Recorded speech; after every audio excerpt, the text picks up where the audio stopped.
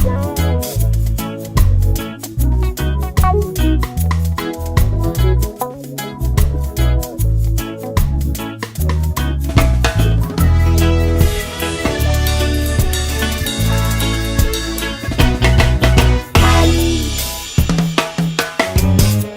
ministres, honorables députés, chers opérateurs économiques et entrepreneurs, chères mamans commerçantes, chers jeunes sans emploi, distingués invités à vos titres et qualités respectifs.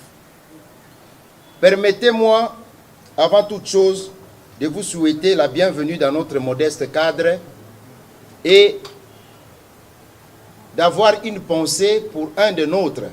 Parmi les fondateurs, nous étions à 4, qui est décédé, le propriétaire de l'hôtel Africana Palace. Paix à son âme. Mesdames et messieurs, à l'occasion de cette journée de lancement des campagnes de sensibilisation et d'adhésion à notre Chambre de commerce Investissement Congo d'abord, en sigle IVCD, c'est pour moi un grand plaisir de m'adresser à vous aujourd'hui, à ma qualité de président et au nom de 2 cofondateurs qui sont présents dans la salle aujourd'hui, à l'occurrence, M. Didi Kinouani qui est en retard et Gabi Chabani qui est devant vous. Cet événement constitue l'aboutissement des années d'observation et de réflexion sur la situation économique défavorable de notre pays, notre cher beau pays, la RDC, la République démocratique du Congo. Que, pour une bonne compréhension de l'objectif de cette rencontre, je vais utiliser les mots les plus simplistes. À cet effet, il est primordial pour moi et vital pour nous tous, chaque Congolais, de se rappeler les sacrifices de nos héros et pères de l'indépendance. Ont accompli une lutte noble et juste, une lutte indispensable pour mettre fin à l'humiliant esclavagisme, pour que nous récupérons notre liberté dans tous les domaines, nos droits ainsi que nos devoirs de citoyens. Distingués invités à vos titres et qualités respectifs, permettez-moi de vous rappeler ces mots prononcés par Patrice Emery Lumumba le 30 juin 1960, que vous connaissez certainement, mais que je me fais le devoir de vous rappeler vu les contextes gravissimes actuels. Afin de faire une source d'espoir et de force pour continuer notre démarche jusqu'à son accomplissement. En effet, Lumumba nous conjure de ne jamais oublier pourquoi nous nous sommes battus. Pour rester ensemble, nous devrions consolider nos forces pour bâtir un Congo meilleur, en établissant une justice sociale pour tous et veillant à ce que les terres de notre patrie profitent véritablement à ses enfants, que nous sommes tous ici. Sur le plan économique, Lumumba invitait déjà en 1960 tout Congolais, hommes, femmes et enfants, de se mettre résolument au travail en vue de créer une économie nationale prospère qui consacrera notre indépendance économique. Dans le même chapitre, notre héros national, Kabila Mouzé, nous recommande de défendre l'intégrité du territoire national et nous a exhorté à ne jamais trahir le Congo. Étienne Tshisekedi, de heureuse mémoire, nous rappelle également que notre lutte doit avoir comme objectif faire du Congo un état de droit, de justice sociale, comme le motive le peuple d'abord. Distingués invités en vos titres et qualités respectifs. En effet, depuis que notre souveraineté politique en 1960, nous n'avons réussi à garantir et consolider notre liberté économique à ce jour. Notre économie est confisquée sous les regards attentistes et parfois complices de notre patronat national congolais, pourtant censé promouvoir également les intérêts des opérateurs économiques nationaux que nous sommes. Ceci nous amène à nous poser la question suivante. Quelle perspective de l'économie pour la RDC horizon 2050? distingués invités à vos titres, qualités respectifs. Un pays est vu comme fort dans sa puissance économique d'abord. Or, la puissance économique dépend de la croissance économique, qui est conséquence de l'utilisation efficiente des facteurs de production qui sont les capitales, le travail, la productivité globale des facteurs. En d'autres termes, ceux qui détiennent le pouvoir économique et manipulent ces facteurs détiennent également la puissance d'une nation. Savez-vous qui détient le pouvoir économique de la RDC? C'est une question que j'ai posée à tout le monde. Vous répondez vous-même. La réponse est dans chacun de nous, tous ici présents.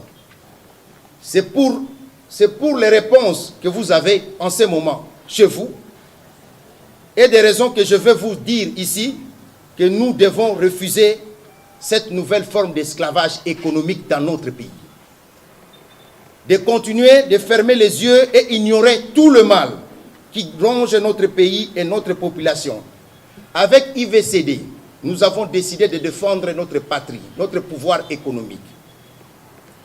Nous disons stop. Il est temps que chacun de nous pense à ses responsabilités pour notre hémorragie avant que cela devienne trop tard.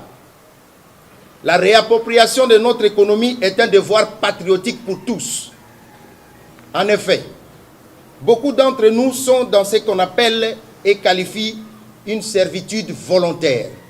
Nous dormons en acceptant n'importe quoi dans ce pays. Juste parce que le fauteuil de la servitude et ses avantages sont tellement confortables. Alors pourquoi changer? Pourquoi travailler dans son pays? Pourquoi travailler pour l'intérêt de son pays?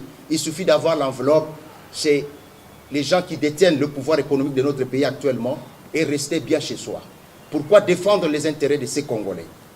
Distingués invités, et à vos titres et qualités respectifs, peut-on trouver actuellement des Congolais qui détiennent le pouvoir économique du pays, comme cela a été jusqu'aux années 90? Pourquoi aucun Congolais n'arrive à emboîter les pas de nos plus illustres références économiques du passé? Notre économie et nous-mêmes sommes sous l'empire du pouvoir malsain des étrangers pour les plusieurs raisons. Nos propres décideurs, certains d'entre eux, accordent des avantages et privilèges aux étrangers connationaux.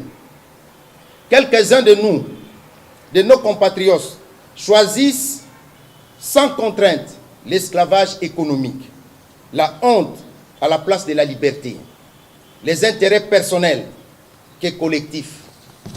Quel qu'en soit les prix, ils choisissent la servitude volontaire. Grâce à eux, les opérateurs économiques étrangers détiennent l'ensemble de notre secteur économique, hypothéquant notre liberté et notre vie politique et notre vie économique de ce pays. Nous ne voulons pas créer l'amalgame ici. L'IVCD n'est pas un instrument de discrimination ou de xénophobie. Nous ne sommes pas contre les étrangers choisissant notre pays pour investir. Au contraire, nous encourageons cela. Mais, vous conviendrez avec moi que dans notre pays, dans chaque pays, il existe une certaine discrimination positive qui promeut les opérateurs économiques nationaux pour faire en sorte que les fondamentaux économiques reposent sur une souveraineté nationale. C'est ce qui est raisonnable. Dans notre pays, il y a des lois, vente en détail appartenant aux nationaux, qui n'est pas respectée. La police économique, qui est censée légiférer, est mise à l'écart par des coups de fil malsains aux autorités qui protègent les intérêts des autres. Actuellement, je vous interpelle, votre conscience. Tous les secteurs économiques sont contrôlés par les étrangers dans notre pays. Je cite l'industrie minière, l'industrie brassicole, les banques, les grandes distributions, même des commerces en détail, la panification, la petite et grande industrie des œufs, divers produits, les services transitaires, dédouanement, gardiennage, etc. Alors qu'à l'époque, nous avons des Kisombe qui nous fournissaient des œufs de Sadissa. Bref, alors que dans ce pays, nous avons connu de grands hommes d'affaires, après l'indépendance, à titre illustratif, je vous cite quelques hommes. Augustin Dokolo, Sanou, entrepreneur de premier banquier en Afrique subsaharienne. S'il vous plaît, mesdames et messieurs, quelle fierté pour moi de citer ce monsieur. En 1969, Augustin Dokolo crée la première banque de Kinshasa, Beka. Pendant de 16 années, cette entreprise a réussi à évoluer de gré des contrôles économiques en son temps. La banque de Kinshasa a employé plus de 1500 dans le pays en 1984. Dokolo était devenu le deuxième exportateur du café de ce pays, et d'autres entreprises qui étaient en sa possession. Il a créé au concours de la banque de Kinshasa, qui a suscité ce qu'on appelait à l'époque l'Empire Dokolo, ou plus ou moins 10 000 employés à travers le pays. Nous avons Jeannot Bemba Saolona, appelé affectueusement le patron des patrons zaïrois, avec un énorme conglomérat constitué de la société commerciale et industrielle Bemba, Sibé Zaïre, qui investit dans beaucoup de domaines, plantation, import-export, exportation de café, compagnie d'aviation, etc. Plus ou moins 26 000 employés sur toute l'étendue de la RDC. Il a été longtemps président de l'Association nationale des entreprises du Zaïre en ESA, actuellement Fédération des entreprises appelée FEC, qui constitue à la fois la Chambre de commerce et l'industrie et la principale organisation patronale de ce pays. Dans cette liste, nous ne pouvons également citer Kalonji Sendaboudi Mukuna, alias Kansebu, un grand homme d'affaires, fondateur du groupe ICCI, spécialisé dans l'importation des produits alimentaires mis à l'écart aujourd'hui, pour des raisons que nous connaissons tous. Mutambai André Motors, c'est lui qui détenait les records de transport en commun de cette ville de Kinshasa. Mukendi Fonti, Watilenge, diamantaire qui était lancé également dans l'aviation avec Fonti Air Service. Tuluka Cheyaya, Lusakivana, Kinduelo, Pascal, qui est un homme d'affaires et banquier de la BIC. Mikalukidi, le plus grand importateur des oignons. La liste n'est pas exhaustive et beaucoup ont fait du travail. Distingués invités à vos titres et qualités respectifs. La nouvelle génération peut penser que le Congo ne possédait que de tels hommes car elle ne connaissait qu'Indiens. Elles ne connaissent que les Indiens, les Libanais, les Pakistanais et Chinois et autres, tous des secteurs. Mais comme vous pouvez le constater, ces messieurs étaient des vaillants capitaines de notre économie et faisaient toute notre fierté partout dans le monde. Aujourd'hui, pour de diverses raisons politiques et économiques, les entrepreneurs congolais n'ayant pas accès au crédit renouvelable, avec des taux d'intérêt raisonnables, ils subissent un taux allant jusqu'à 65%. Et les échéanciers de moyens à long terme, qui imposés à court terme entre moins d'une année et de 8 mois, ne peuvent plus prendre concurrence des entrepreneurs étrangers qui investissent dans tous les domaines dans notre économie nationale, qui sont aidés par leurs amis qui ont des banques à un taux de 2% remboursable à plus de 10 ans. Aucun Congolais ne peut profiter de cela. Appuyés par leurs banques et autres bailleurs de fonds, non autrement identifiés, mais aussi certains décideurs nationaux adeptes de la servitude volontaire.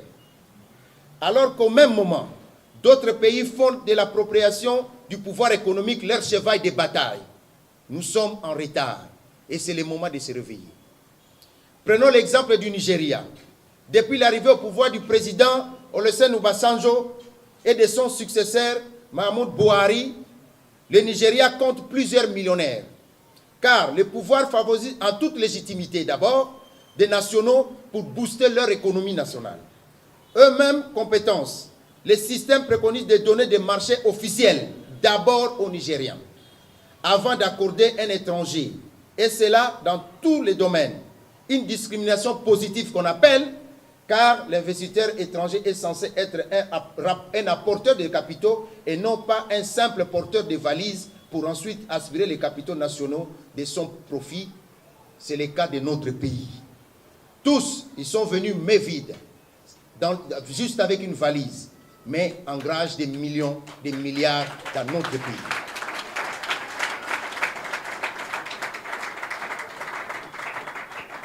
C'est ici l'occasion pour moi de vous rappeler également la vision de notre actuel président Félix Tshisekedi Tshilombo, Soso Yamboka, qui souhaite avoir les Congolais devenir des millionnaires créateurs d'emplois. Nous l'avons rappelé. Nous n'avons pas mâché nos mots. Moi, M. Malouma Claude qui est devant vous, M. Gabi Chabani qui est là devant vous, M. Didi Kinouani, nous lui avons dit, tu es l'un des nôtres. Tu ne peux pas nous échapper. Tu dois trouver la solution. Si tu échoues, c'est-à-dire ce pays est envoyé à la misère pendant plus de 100 ans. On n'a pas le choix de réussir avec vous. N'en déplaise à ceux qui veulent détruire ce pays, n'en déplaise à leur querelle politique. Nous ici, nous sommes apolitiques. Nous voulons la réussite économique de ce pays.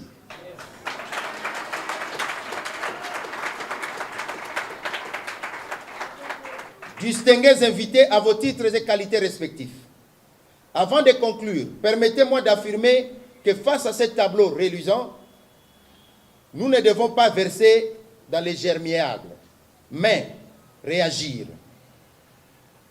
Comme nous l'avons suggéré au chef de l'État pendant notre consultation, qui nous a dit la meilleure façon, c'est de vous organiser. Nous voici enfin en train de nous organiser ici, avec IVCD. Investissement Congo d'abord.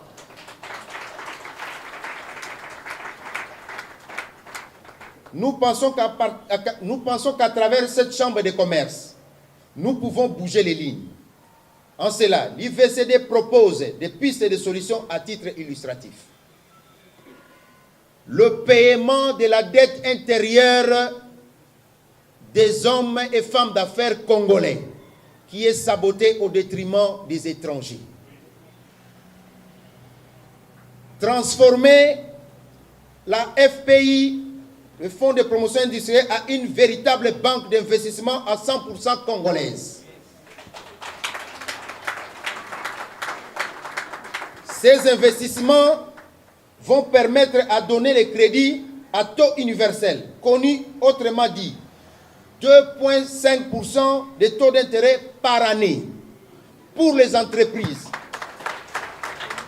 Et nous exigeons des échéances allant jusqu'à 10 à 15 ans pour les Congolais.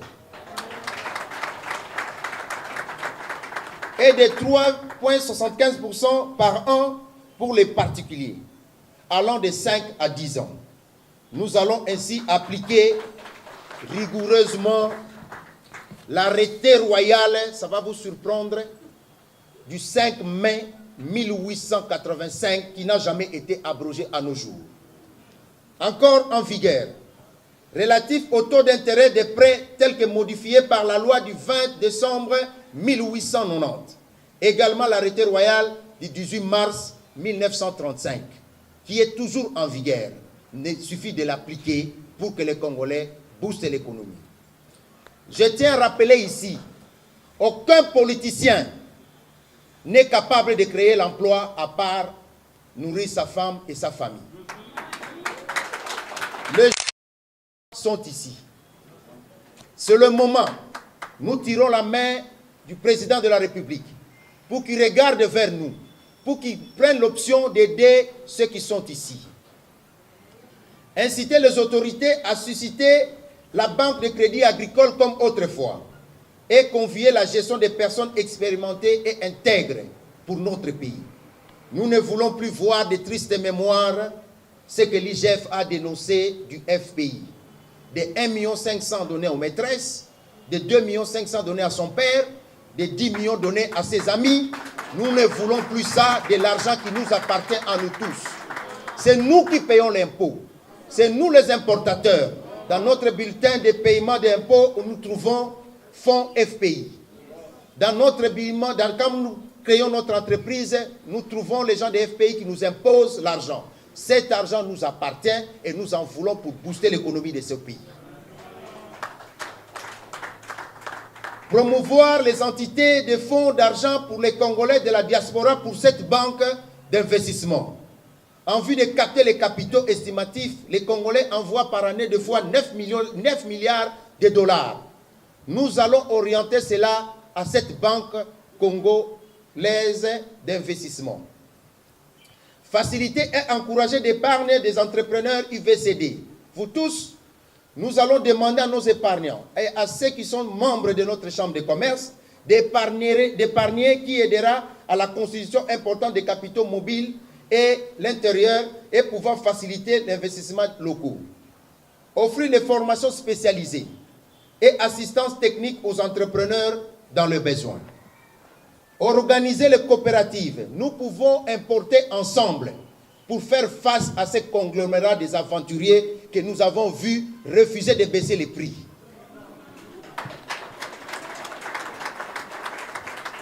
Pour booster notre économie pendant des années, on n'avait pas besoin de ces gens.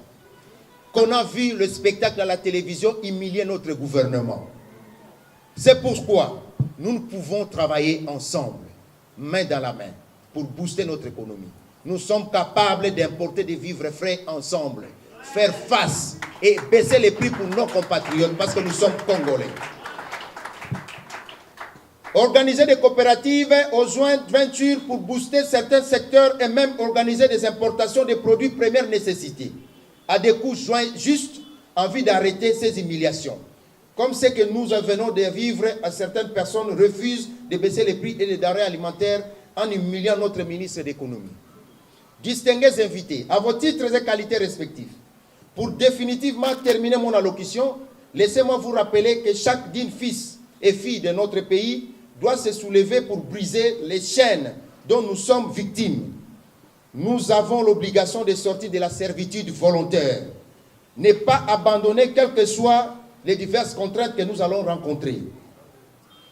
Au même moment, pour ceux qui me menacent, voici votre réponse. Je suis de race de vainqueurs, neveu de Vincent Bouankiem. J'ai affronté la DSP de mon jeune âge. Je n'ai pas peur de vous. Vos menaces ne m'inquiètent pas. Nous pouvons faire l'objet car l'avenir de la nation et de nos enfants en dépend. Nous ne lâcherons pas. Je ne trahirai jamais mon pays.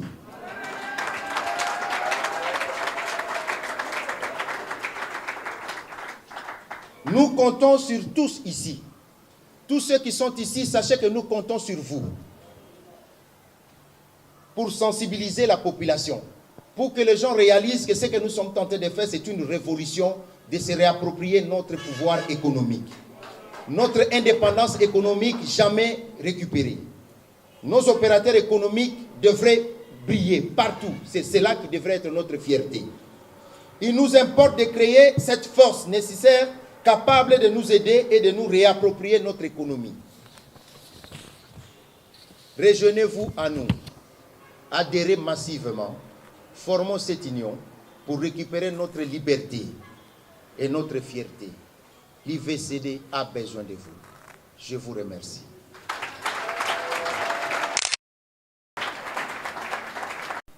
Chambre de commerce Nabiso, ezali oyo ezako pona classe sociale te. Tozana bande ko Nabiso awa mususu bayebi français te, bayebi lingala ba mama Nabiso, po biso tokozwana ba mama bi pepula. Nyonso bazana droit. To boyaki komona ke moto moko aza kozwa 1,5 million alors que ceux qui bazui $100 wana ba pesi ba mama wana économie na biso bako créer musala moko mibale et ko créer misala. To boyi yango. Na koloba na mokuse o na lobi na français awa po ba oyo ba yebi ba yoka ki français te ba yoka na lingala po toza obligé ko yeba français te biso nyonso po monoko na biso eza lingala ki Congo Chiluba Swahili wana nde monoko na biso na tolobi boyi mokolo tokendai ko mona mokonzi mboka na consultation nationale ngai na telemi awa monsieur Gabi Chabani azali wana Nande konabiso auti kotika biso mokolo Africana Palace na monsieur Didi Kinwani biso to solola kina mokonzi to yebisaki yeke biso to ye koluka mbongo te poste politique te to ye be ko yebisa yo ba vérité. président Chabani a telemaka FCA yo za moninga na biso biso to komona yo soko longue bokonzi to kokuta na Kinshasa to kokuta na Belgique to kokuta na partout to kotala yo na misu moyen ko lobana biso mususu ekozala te pour lelo ozali président lokolo ozali président de la République biso to lingi otika bilembo ngai na lobaki na ye mokonzi ya mboka nazo zwaka na maloba na yo olobike ozosala ba millionnaire congolais na ba milliardaire congolais olobike ozali na posa ko créer musala politicien moko a créer ka musala te batu ba créer ka musala eza bato bazali banda bakoti awa te na palais de la nation asenga ki biso alobi bo s'organiser bo bongwama bo zala ensemble yango nde sala ka force yango bomona ki biso to annonçaki tango ko bima que to créer chambre du commerce oyo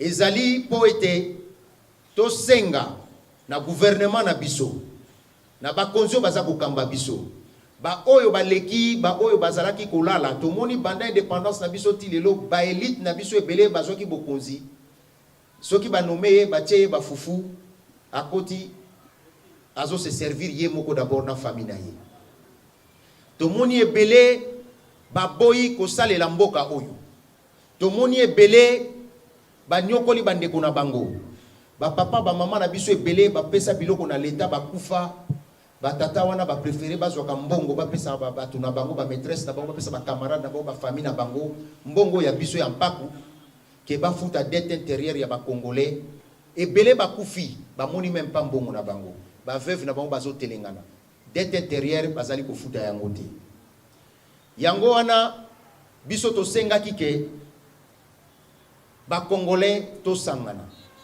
soki tozali ebele moto akobangisa biso azali te soki tozali ebele tokosala ke pouvoir économique na biso ezala na maboko na biso moko tokosala ke tokoki kosangana ndenge tovandi boye totie mbongo tokomi pe kobengisa biloko ya malili tozana ndeko pele mongo a proposé ki alobi nazana ba chambre froide na port naza seul entrepreneur congolais na ba chambre froide et ko zo même ba 800 conteneurs frigorifiques na ko tiango pona ba mama ba bengisa biloko ezala kuna to combattre bato pona ngai na yebite soki bino bomona ki yango oyo na mona ki na télévision un spectacle moko ya Sony.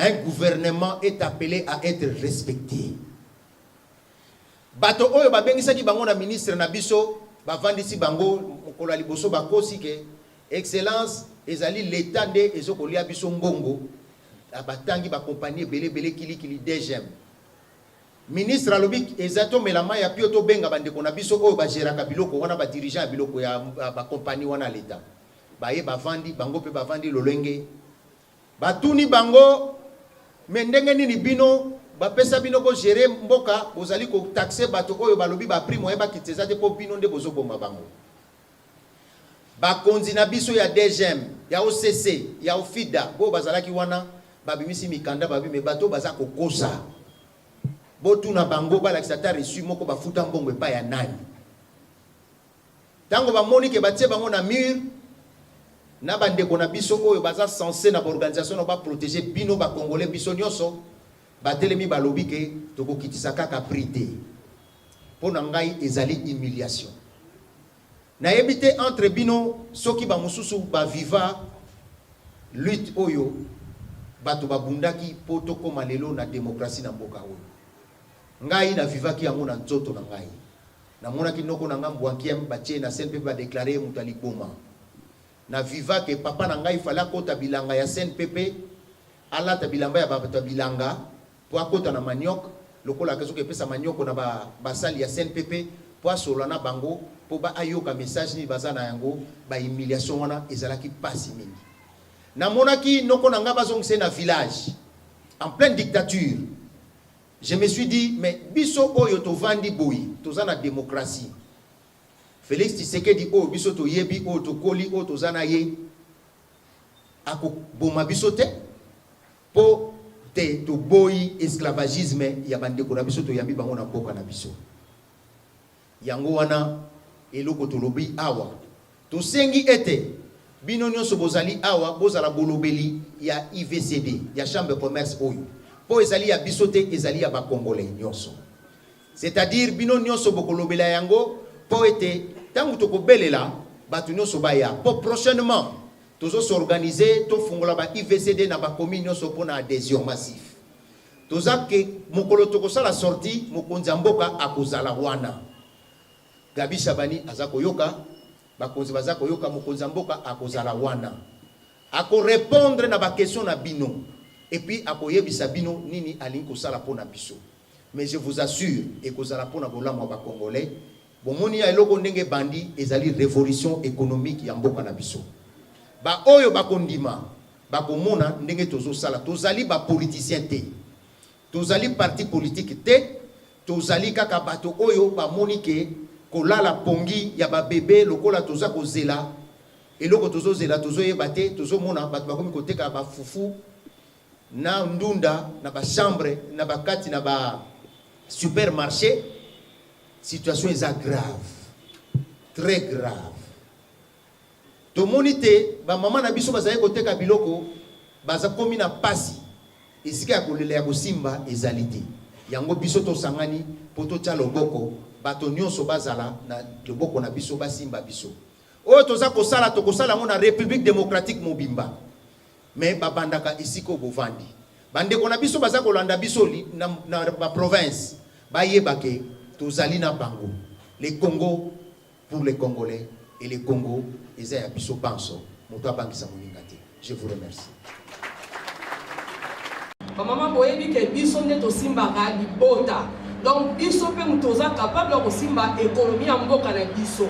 Donc boya toza na bureau na biso ezali na avenue Flambeau, croisement ya avenue Claude Maluma na Kabase. Boya bosa dere, boya président na biso akosunga biso nyonso et ponika mibali te na basi boya bino nyonso toza na posa na bino pour l'avancement économie ya mboka na biso siko to comme na tangu ya ba question alors bana lingala pona o faciliter mutuna ayo kaka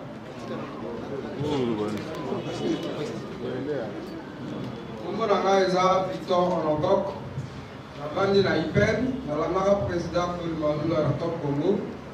Franchement, jour dans la naga émission ça n'a pas si parce que tout le monde papa ou bazar habité ma malam, mais bazo lingabi so va gérer tout souffrir. J'ai entendu parler des délits qui n'ont depuis longtemps, depuis province Sansakou, place na Botama. Et je me suis posé la question pourquoi bato o bazo chasse aux arambongo et bazo tika biso ba tout souffrir. Franchement, je suis persuadé de l'idée papa Claude Malula. Je me porte à garant, il y a pour soutenir yo, parce que nous avons initié la Fondation Global Service. Et partout nous sommes déjà la vision. Et nous avons pour représenter la petite Claude Malula dans la commune de Ngalema. Nous avons une coopérative. Nous sommes capables.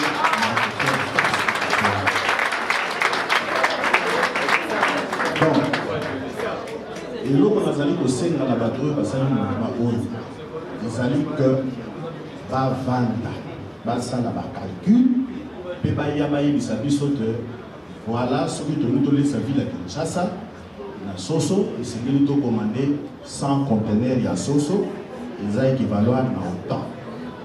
Et que biso va tout adhérer. Comme tu dis que les amis de biso, ceux qui n'ont pas $1, c'est actionnaire à la carte de l'achat au Sala. Peut-être pas koteka ngai na $10 ba koteka na carton na kozwa $1 na ngai soki ba teki 10 millions de carton ngai pe na koki millionnaire parce que la kozala na 10 millions.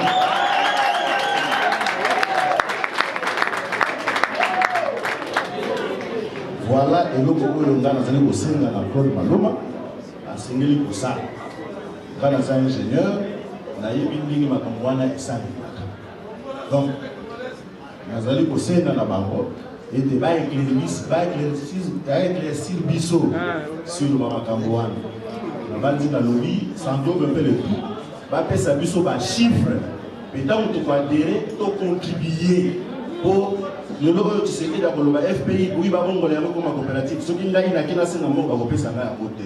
Question nanga eza boye président Claude Lobaki ntango bokutani na président Tshisekedi première chose abi na bino organisé.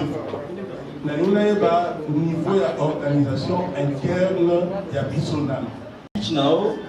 au dénoncer le fait que FBI et quoi parce que ça va crédit na petits amis, copines et tout ça. Aujourd'hui donc comme ça FBI banque stratégie aux autres une fois FBI comme la banque pour que en termes de gestion personnelle, en termes de qualité qu'on ne retombe plus dans les mêmes erreurs. Merci. Question nangai ini kombinanira tuna boye pa ya président parce que tout suite qui l'association eza ebele basala kango mais sur le terrain makambo eza vraiment tout le monde rappelle ce qu'il a que souvent aka boye to landi ba discours tout aussi pour nangai na mina proposer si un moyen ndenge to sto koti boye mutu na secteur na e place azali soki akoki kozwa ba fiche pe na pour sensibiliser parce que mingi peut aussi qui mingi bananga peu d'information des question oyo et ba poser awa naza sur ceux qui bolanda ki discours na ngai makambo ebele oyo ezali awa o batuni na lobaki yango na oyo ya bon to bana na mutali boso oyo alobia ko ma petit maluma na ngalema soyez les bienvenus parce qu'en fait biso souci na biso na uta ko lobango awa tozali na besoin ya bato na ba commune nyonso ceux qui sont disponibles pour comme na bureau pour répondre yo na monsieur Papi na uta ko lobana bino que tozana monsieur Pelé Mongo na discours na nga na ebiseme tozana monsieur Pelé Mongo azana biso c'est le seul congolais qui fait notre fierté na domaine oyo où tu copes exemple ya poulet à $1 na ko surprendre bino et puis na ebisa ki bino que monsieur Pelé Mongo c'est le seul congolais oyo azana ba entrepôt ya binene et cause ba milliers beaucoup de conteneurs ya biloko kolia na port ya Matadi, c'est-à-dire na koyebisa bino ba secret mususu ya mike kaka tozali déjà na entrée de s'organiser pour cela ba réunion c'est salama kina monsieur Pelé Mongo na ba mususu depuis na lobaki na bino awa na discours na ngake toko sangana toko sala makambo ensemble ya minene tosi tosololaki monsieur Pelé Mongo na koyebisa bino soki bomoni lelo eninganaki bato wana oyo baza konyokola biso baza kosala tuke président république a réussir te gouvernement biso échoué na kotaka ba prix ya liboma na ba complicité na bango mutu apesaki ministre certain prix ya biloko basombaka na poto monsieur Pelé Mongo ye wana zania oyo ba prix oyo bomoni oyo limisi mboka donc azali moko ya bino boyebi président ancien président avec le président Pelé Mongo c'est un patriote de ce pays, c'est parmi les 10 fils de ce pays, donc c'est-à-dire pour mutu atuna ki question wa mela maino ya bio tozaba yuma na bangote nous nous organisons na monsieur Germain je pense c'est la même question à tout monsieur Germain atuni ouverture ya nini. Na chaque organisation ezalaka na batu babandaka eloko mais tant mususu bango batu bakomaka na sukati tozalaki na batu mususu pe tant mususu bazomona na te tant mususu pe bazala te mais oyo akoprouver compétence na ye capacité na ye ya kokota na vision na biso parce que kokosa na te que dès le départ bakoyi kozwa montonio sauter à kota. Je vous dis bozo zwango peut-être blague, moi j'ai été menacé na Minduki. Et vous savez peut-être pas où est Bozo Sala. Tous en la carte la révolution économique. Tous en la carte pour soutenir le président Tshisekedi. Tous en la carte pour la mboka où les gens doivent vivre. Et zamboka na biso mabele na biso. Et je vous dis, beaucoup de ces gens, Lumumba, Mouzé, toutes ces personnes sont décédées à cause de ça. Et nous ne pouvons pas s'hasarder Yakomema Moto. Na vision na biso kaka kokot sabatu na désordre. Parce que sachez que dès que Bozawana, il y aura des infiltrés. Il y a des gens qui ont battu. Ceux qui n'ont pas foutu bambongo na télévision mususu. Ben mission musu ya minene boyebi. Bazobo ya toleka, ba foutu bambongo kaka poto lekati. Ceux qui n'ont pas bino que ngai moko basi ba benga ki ba procureur mususu ba kanganga. Na yebisa ki procureur, je suis le fils de Mbwankia Mniarorien, un combattant, je n'ai pas peur de vous. Faites votre mandat. Mais je n'abandonnerai pas. La RDC nous appartient. Et nous avons le devoir de défendre ce pays. À chaque minute, bomonaka namboka oyo botala bien ba congolais bomonaka ba salaka na yebite soki boyeba makambo susu elekaka bato musu bazali boyeba kate bomonaka bandeko mususu bazui poste à gouvernement a démissionné boyeba kate pona nini ezana bato ba démissionnant parce que baza ko senga ye bazwa mbongo na banque centrale et bisono soto yebi professeur Matumula démissionné ki pona nini.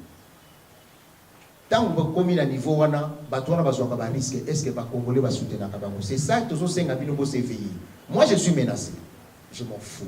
Hier même na Boutou tant on a zonga na kanisi kutu maman Véro azana biswazo bisanga papa protocole Boutou parce que zala ki a 22h 21h passé mais Lucas chauffeur no ke non habité na okenga moko soki na yebisi bino ke na komi esika na obaluka bazali kozela ngai mais na moni mutu wana pe natali na yebisi je n'ai pas peur de vous atalinga bagarde nanga kutu baye bauti na ndaku baye ekoma iloko babunda na ina biseko tikai et je sais qu'il a envoyé et je connais son patron il est juste derrière moi azape bukonzi afek parmi bafeka mais je m'en fous, j'ai pas peur de lui.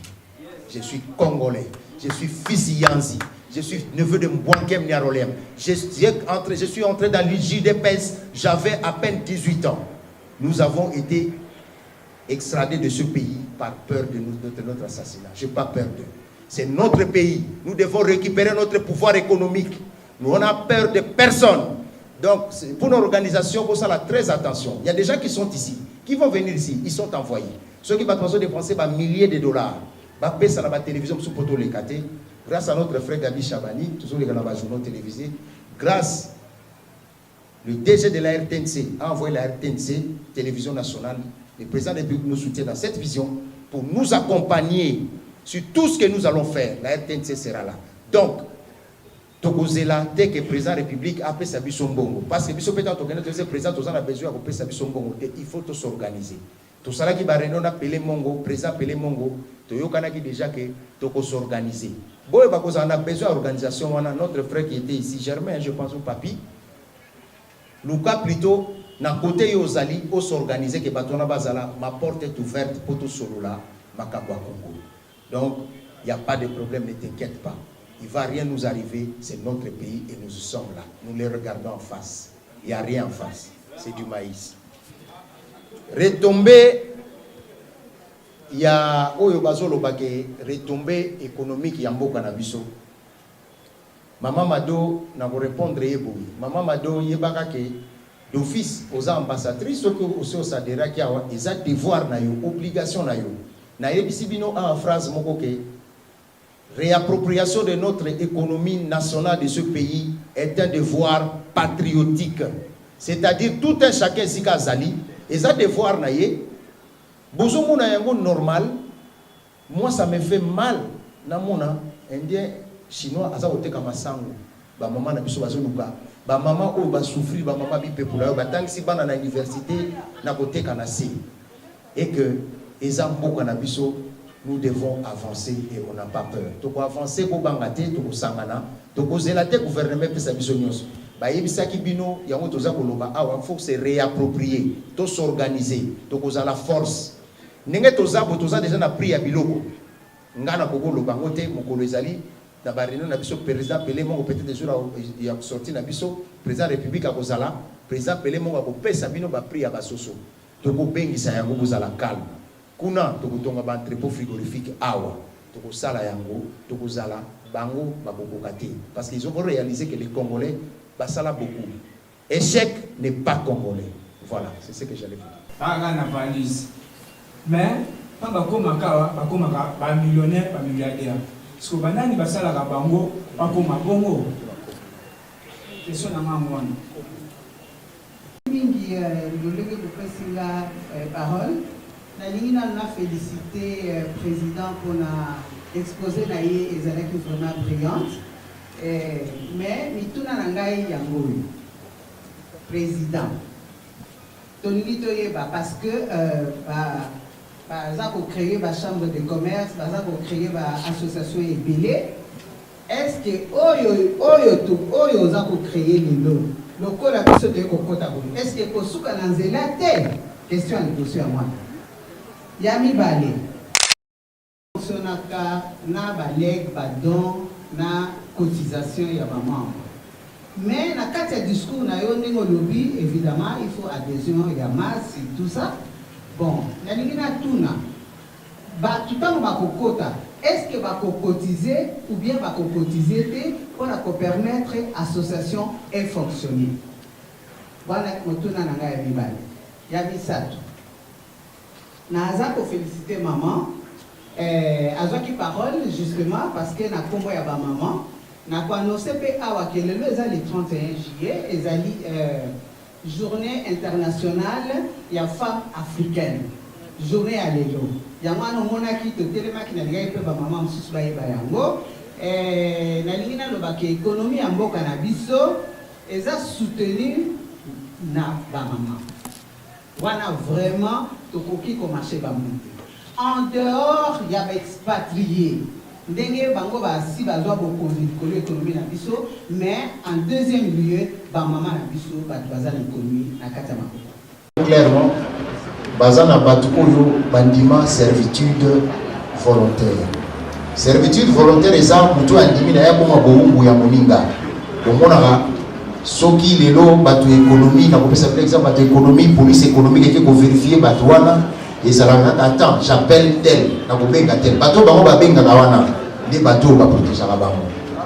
Alors yango bozomona même gouvernement na biso actuel même président Tshisekedi ce n'est pas facile pour lui les pauvres je le plains les boulot ils allaient monene donc pour nango biso tant de koli na Kinshasa na limité ngai na mona balibane ko ya mboko na ngai bazai capable de foutre na ndako na limité te bango nyonso bavanda na komarché bazai capable de foutre na ndako na mbinza te bango nyonso bavanda na komarché bazai capable pour mbinza l'air wana zaki mbinza pigeon la résidence de l'ambassadeur est à Gobete, est à Pigeon. Bazalaki capable, il y a mouvement dans la Gobete, c'est tout rêve. Mais à ce moment, l'osso, Mapa, Nyoso Toliaka, tout ça incapable de trouver Congolais dans tout dans Moussa et révolte. Il y a un moni, bateau oyo bazalaki na bango. Bateau bazalaki ba associé na bango culte, bazali très agité face à IGF. Moi je soutiens IGF. Donc, c'est-à-dire que, nous avons s'organiser, nous avons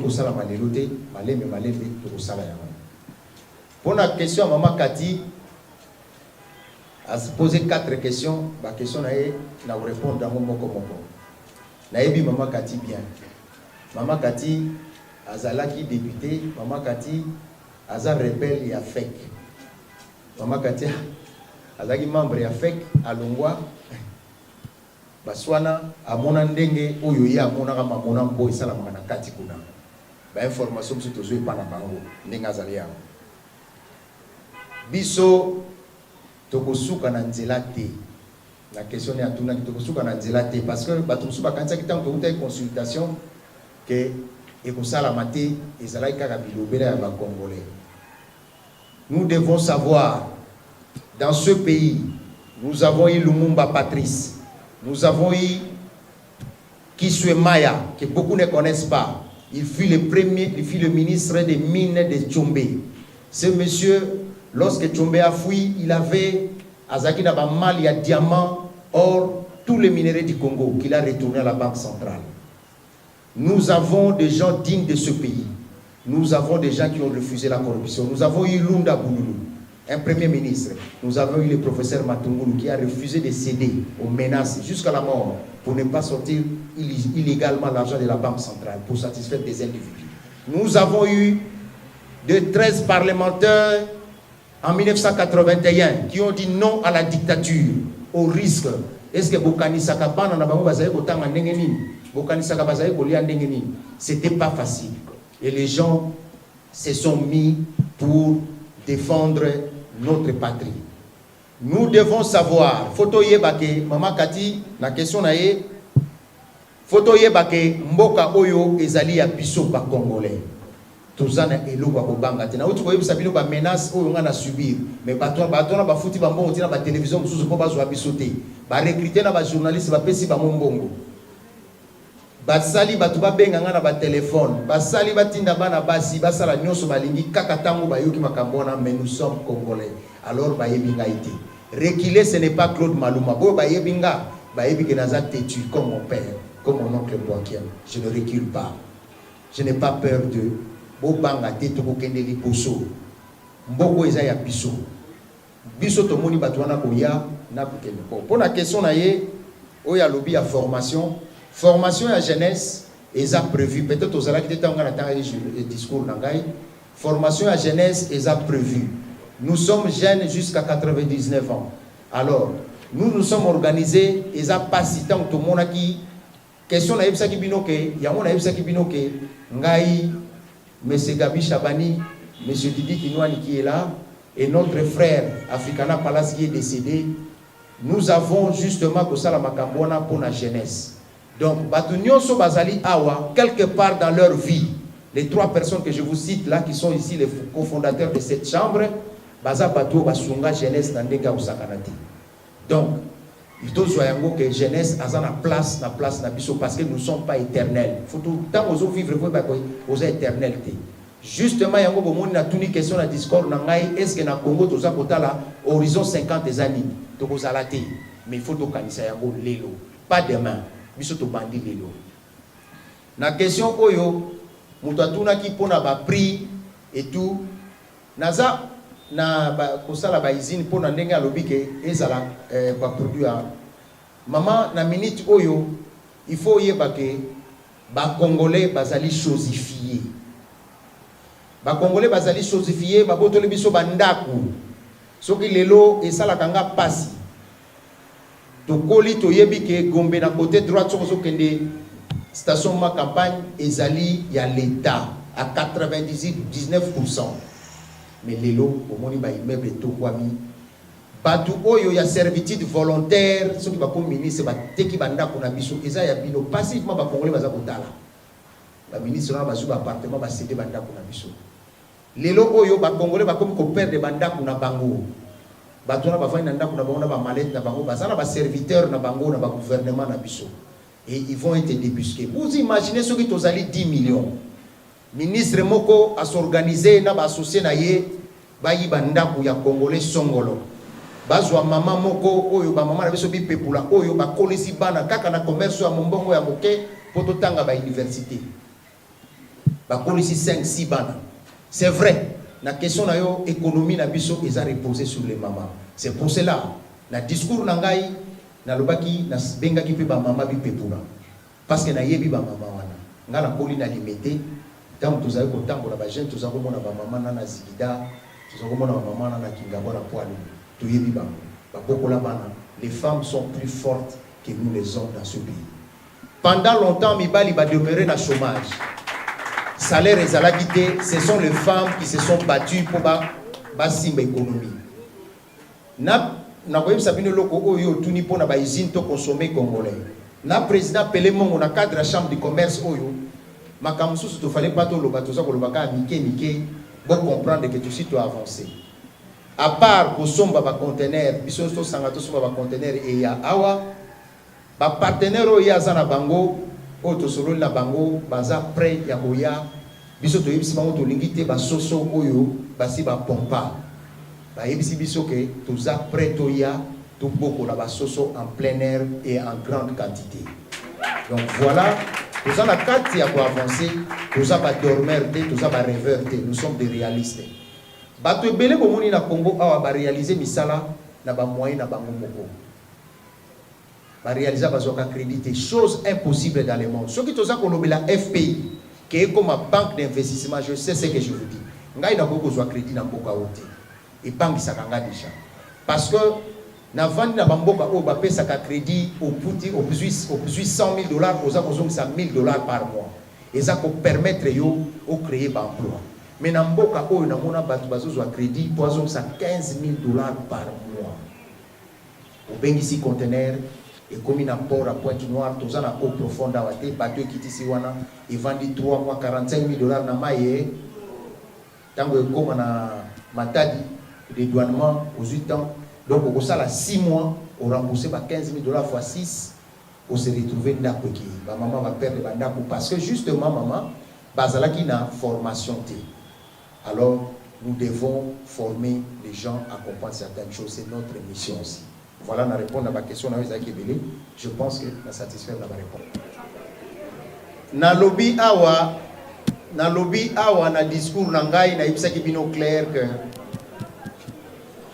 bato wana nyonso yo tangi awa ndeko Zule na ko surprendre yo to mona bango ndenge baya na mboka boyo lelo oyo ba jeune na biso soki biso lelo to telemi parce que biso to mona ya mona uti koloba awa libanais na mona ndenga zo na mboka nga na limité baza na mboka ofuta même pas studio na limité bazo fanda na bon marché bazwi mbongo na mboka na biso parce que bao naza kobenga bato servitude volontaire, c'est-à-dire aux ministres okoma esclave ya bato wana biso tant to mona ki président Fatingai monsieur Didi Kinwani Gabi Chabani nous lui avons dit clairement biso toye pour na mosala te pour yebi que soki tozala besoin mosala pas Fati président Gabi monsieur Didi Kinwani ngai to kozala nommé et ya blague te. Mais pour te rassurer, pour te yebi ba politicien ndenge bazo welela, te visiter aux en charge belé. Na ko surprendre yo. Président de la République a eu pouvoir. Parmi batali boso yambaki monsieur Didi Kinwani. Alobi na ye grand frère, au sala mingi pona biso. Na nommé yo nani. Na sala nini pona yo. Oyebi réponse à pesa ki teleki. Aux en charge la République. Ngai oyo ngana kosala pour la jeunesse na kosala ngo na cadre ya volonté na lingi pour c'était na lingi au réussir mandat na yo jeunesse et évoluer c'est-à-dire que nengo zo mona biso awa toza batu o toza conscient na pays oyo toza batu o na lobaki awa toza ba self made man to bunda Gabi Chabani abanda télévision na vidéo ya VHS nazo uta poto naza komona il y avait son meilleur ami Freddy Matuchipai et j'ai étudié avec bazo travailler na les années na emploi boni a créé na bino ba journaliste self-made man. Gabi Chabani était menacé dans ce pays pour la télévision na ye ti akendaki 2 ans en Angola batu bele ba yebi en côté mais c'est Didi Kinwani a subi des menaces, vol de son immeuble organisé par certains caciques politiques, si vous voulez qu'on dise des choses, à complicité des Libanais dont nous combattons aujourd'hui, dont j'ai été l'objet des menaces pour avoir dit non pour défendre Ndekunangai Tinasuka. Il y a des choses qu'elles ont fait. Na bunda na bango déjà ba combat. Et les autres bunda na ba combat, to yebi on connaît les hommes et leurs jeux. Crois-moi, to yebi bango. Parce que to bunda na bango na ba tribunaux, bazo me ba maleta mbongo. Mais nous avons interpellé ces magistrats par leur conscience et beaucoup ont été surpris. Nous savons makambozo lo ba wana Ndekunangai na yebi. Il y a des magistrats que l'on connaît qui sont leurs porte-mallette. Il y a des ministres. Il y a des généraux, nous savons. Pas plus tard que semaine passée, j'ai mené un combat et nous avons gagné. Crois-moi, c'est notre pays. Si vous ne croyez pas à votre pays, vous êtes foutus. Il n'y en a pas d'autres de Goulou. Il n'y en aura pas d'autres. Nous sommes en train de partir. Nous sommes la génération sacrifiée. Bon, ça, on a soumis. Nous avons déjà sacrifié.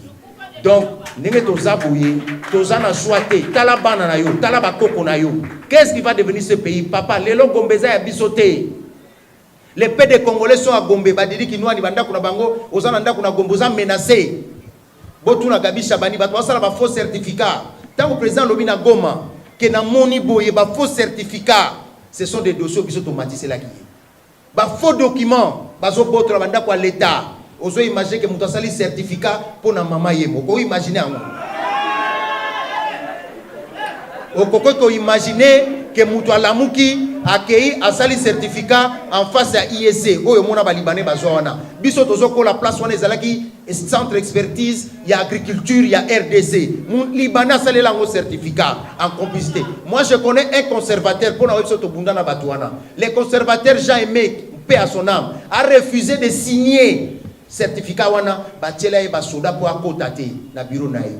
Ba Congolais wana baza aboya lobi na kokota pete ngai tangu na yokaki yango na muke na ngai na telema na kenda ko luke na ndako na bundisa ti ministre azaki na swate apesa e musala côté mususu ba ngo mais ba organiser vol na bango yango moni ba tonga Donc il y a des combats que nous avons menés. Je ne pense pas que M. Loko appelé Mongo va corrompre. Na habité Moutroko à Dominique Abengele. Les gens, au moni, il y a un interpellé, on a kotanga, ba homme d'affaires au biso tozalaka, to monaka ba papa na biso na biso to kola limité na funa awa. 90% ma pango na funa ezalaki ya Congo Motors. Mutu wana totangi comme Mutambai. Azalaki na baki malumalu Kinshasa mobimba to na problème à transporter na mboko pour un Congolais. Ba jeune belé ba yibi référence on a te ba yibi ka référence ba politicien ba nommé noko ayibi asani ba yibi ke noko sokazana bengi déjà FPI ba zu 1,5 million ba pesi makangu bango bali. C'est ça la référence qu'ils ont. Et moi j'ai dit non à ça. Ba Dominique Abengele oyo na yibi te soki mutu soko yibi passé soki mutu ko impressionner un Libanais. Les abato ba vient na biso to monde ba on a limité à que na vacances na poto papa des politiciens. Donc, ok, samedi, aux lundi prochain. Donc, pour te dire que, biso sa ba Congolais, ou basa complexité. Ok, corrompre qui nous ani pour PCN. Ok, corrompre Gabi pour PCN. Nous devons aider notre pays. Nous devons prendre conscience. C'est notre pays. Nous sommes apolitiques. Nous acceptons d'aider ceux qui veulent aider notre pays. Ce que le président Fatia Lobi que Asimba Biso to aider, tout ça ko sengaye, papa, il n'y a pas plus fort que la population. Ceux qui ont 1 million, 2 millions, 3 millions, crois-moi, il n'y a pas un ministre qui va résister. Nous allons demander sa tête. Gabi a Okinogola dans la chambre à président pour dire non, nous avons fait on n'a pas honte, on n'a pas peur d'eux. Ceux qui ont nommé un ministre, pour IGF, et désormais commis, il fait céder Congo d'abord, voilà, merci. Pour notre frère Mouteba qui a demandé pour nous bazin informel, justement, notre chambre de commerce, ce que bien, ce que vous avez discours sur la télévision, on a parlé de la formation. Formation est très important. Parce que, biso to kotia place oyo, place msusu ezalaka bazo benga bato baza formé. Yango na to interpeller boye maman mokalika kia maman Mado. Yango yo papa Mouteba fo oluka bato yo yebi wana na bazo sala na informel.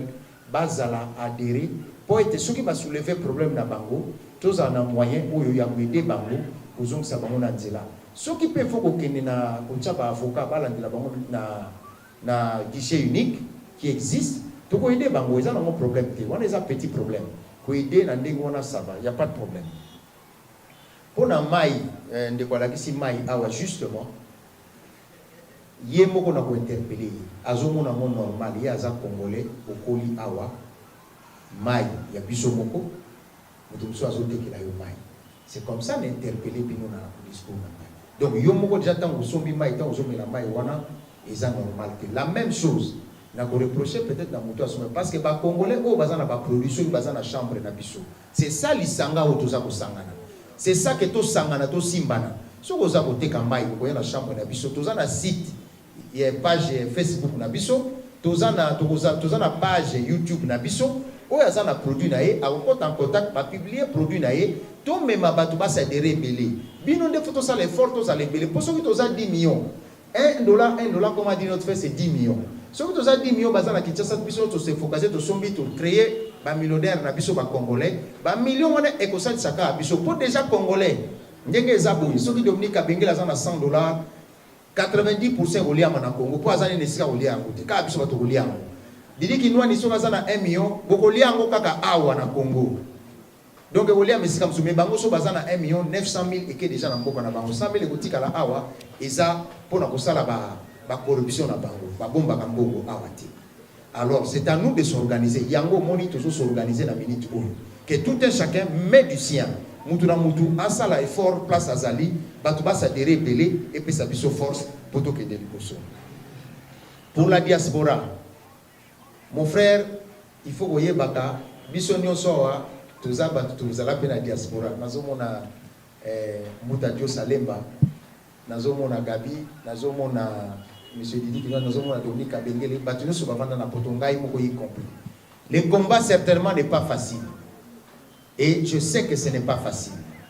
Mais, tovandi na poto, tovandi tomoni ba malien, tomoni ba sénégalais, baza kotonga bopito na ba village na bango bazeli te gouvernement asali la bango développement biso tant to décida ki to ya na mboka oyo poto loba keza mboka na biso to koma ko investir ya des amis ya poto ba diaspora ba sekaki biso balobi oza kotika Canada mboka ya miel OK Congo oza moto aliboma ça m'a coûté ce que ça m'a coûté même le divorce mais j'aime mon pays j'adore mon pays je me suis battu ici na bunda a bande ko na biso diaspora il faut pas ça la effort wana ya kozonga il faut pas kozela kaka kena zwa 100,000 200,000 na zonga ba sénégalais baza kotonga bopito na ba village na bango baza ba malien to yebi biso na poto ndenge bato na baza organiser c'est pour cela même temps tu yango dans un sabino que chef d'état senga biso organisez-vous d'abord ngai biso tant to zwa ki kaka mo wana organisez-vous nous sommes organisés IVCD yango to pesibino c'est à la diaspora de venir nous rejoindre je sais dans un cas comme un livre je sais qu'est-ce que la diaspora peut apporter j'ai même proposé de créer banque de la diaspora na poto ba congolais poto tika ba futilité je demande à nos frères de la diaspora to tika ba futilité na ba page na biso Facebook il y a Facebook il y a nini tout se concentrer dans notre pays to tika ba insulte to bima si tu veux faire vraiment l'économie et vraiment réussir na au conseiller bango botika ba querelle politique état libisoti les grands hommes ne discutent pas des individus les grands hommes discutent des idées nous sommes ici pour discuter des idées laissez les individus aux médiocres ba discuter oyaleki yo ko le katan oso discuter pour na mutu o politicien aleki ya pour ma président à la famille na yo a kopé soni donc je vous dis en ce moment les grandes personnes discutent des idées to solo la ba idée awa to luka to s'organiser to ko s'organiser na nyonso wa za na idée awa na bureau apesi idée na ye to ko yamba to ko yoka to s'organiser quant à ce donc rassurez-vous tout ça pour tout ça la ba blague tout ça la ba aventure nous nous organisons je pense que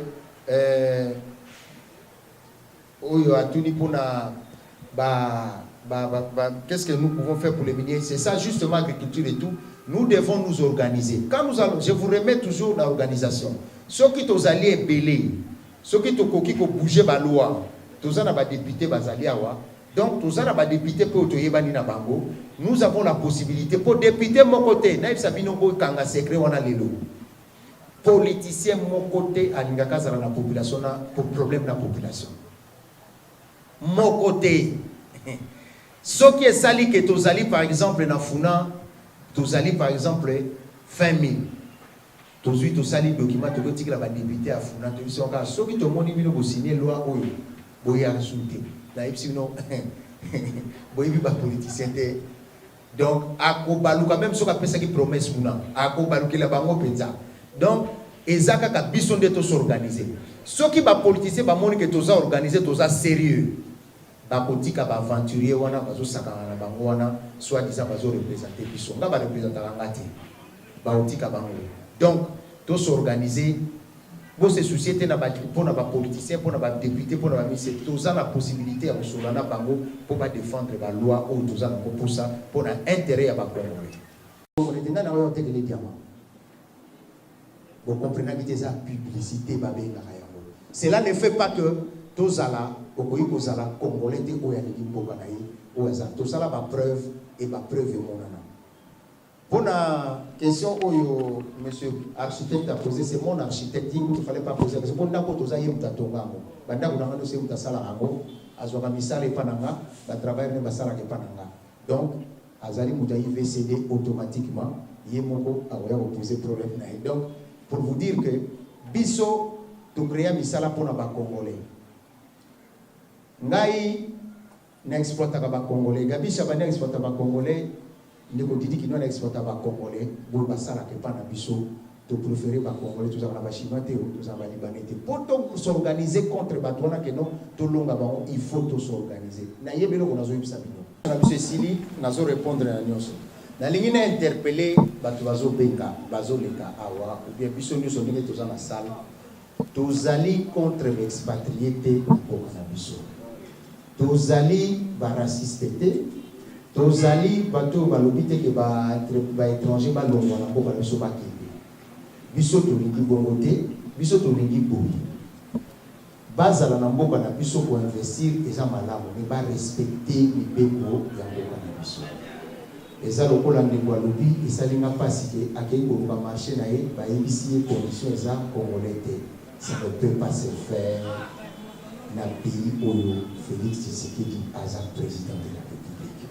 Moi ça me dépasse parce que c'est sûr l'information wana eza kotambola te.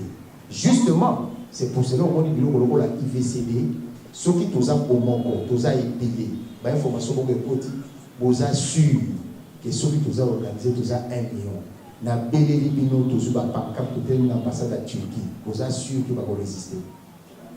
Donc, chacun de vous a recruté par membre et chacun de vous a s'impliqué personnellement. Solution est en pomoko. On nous a dit de nous organiser. Organisons.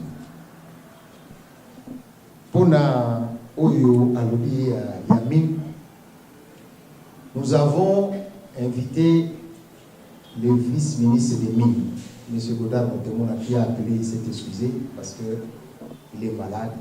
Croyez-moi que Batu Yamin, M. Didi Kinwani, a bien placé pour Nabino pour bouger les lignes là-dessus. Parce que comme M. Dominique Abengele qui est ici, l'ami intime du ministre Godard, donc, Batu Yamin, Bozan, ambassadeur, Bako, Kelobe, Labino, Bosa, Labino, il va essayer de repérer sa banque. Donc, la ministre, même Nanda, pour pas faire sa solution. Donc, vous avez des bons représentants. Donc, Namenazo s'est rappelé qu'à l'époque, il y a Mobutu. Nous avons grandi dans ce pays. Les étrangers, les expatriés avaient l'interdiction de fouler même les sols des mines. Quand j'ai étudié à Montréal, à l'université, il y a un Ivoirien qui était là, il me disait toujours, mais vous êtes bien. Quand nous disions, mais mon bout, il dit, non, papa, vous dans votre nous, même l'eau ne nous appartient pas. Même l'électricité ne nous appartient pas, même les routes ne nous appartiennent pas, c'est aux Français. Ça m'a dit, quoi? Moi, c'était étonné parce que chez nous, l'eau, la régie des eaux SNEL, Inga, c'était notre fierté nationale. Et que le mal a été profond. Les j'ai pitié même de ces gouvernements, j'ai pitié du président parce que les Bounouana, au Batouba préparaki, et Zamboka si et Kendaki Moussika. Pour tout récupérer Mboka Nabiso, il faut s'organiser, il faut à la bombe, il faut à la force. Tant que tu as la force, bateau gozo banga wana. Aussi comme on a dictateur n'enga banga la population sur la zoya nanda kuna. C'est-à-dire que bateau na ba koma ko banga. Ba koma ko yeba ke bomonde bateau ko banga IGF. Ngana kelek na bureau moko DG moko ko ah, on m'a dit IGF va passer ici hein. Ngabi oh, IGF va passer, tu as un problème avec IGF. Donc mutuye moko a commis interpellé. C'est ce que biso IVCD ba koma pe ko tanga biso ah, IVCD oya oyela ngawa. C'est ça que vous devez faire. Je pense que tous sont organisés.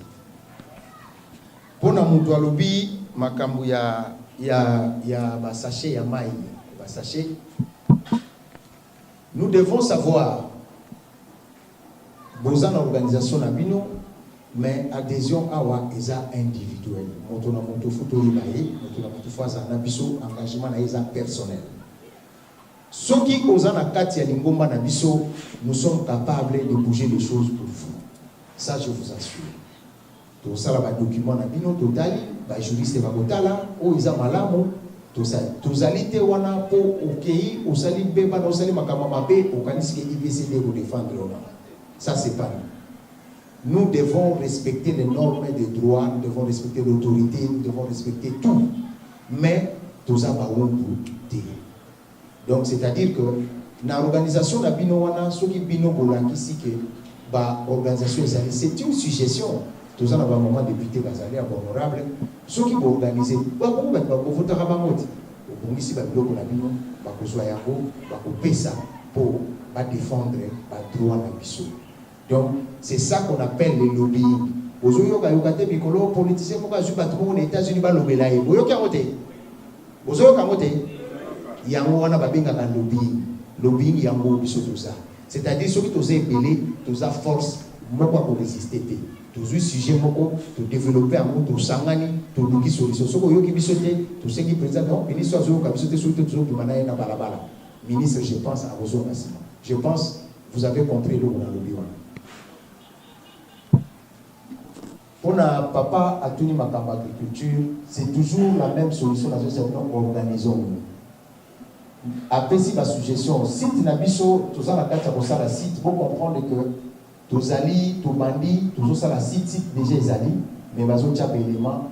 Binon denge boza bobo nous capé page à Facebook, on a beau s'abonner na page ya YouTube Nabiso parce que ba information est belé comme on compte na page ya Facebook.